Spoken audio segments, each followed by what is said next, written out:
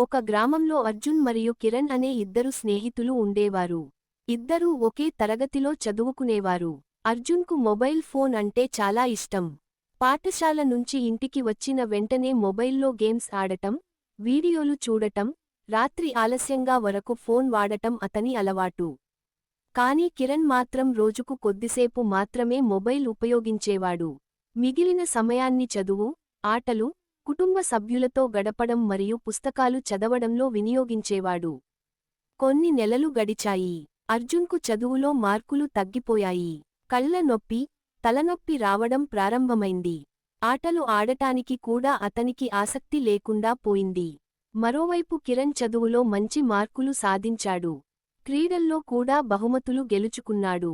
అతను ఎప్పుడూ ఉత్సాహంగా ఉండేవాడు. ఒక రోజు పరీక్షల ఫలితాలు వచ్చాయి. కిరణ్ పాఠశాలలో మొదటి స్థానం సాధించాడు. అర్జున్ మాత్రం చాలా తక్కువ మార్కులు తెచ్చుకున్నాడు. అప్పుడు అర్జున్ తన తప్పు తెలుసుకున్నాడు. మొబైల్ మనకు ఉపయోగపడాలి కానీ మన జీవితాన్ని నియంత్రించకూడదు అని అర్థం చేసుకున్నాడు. ఆ రోజు నుంచి అతను మొబైల్ వినియోగాన్ని తగ్గించి చదువుపై దృష్టి పెట్టాడు. కొన్ని నెలల తర్వాత అర్జున్ కూడా మంచి మార్కులు సాధించి తన స్నేహితుడు కిరణ్లా విజయాన్ని అందుకున్నాడు.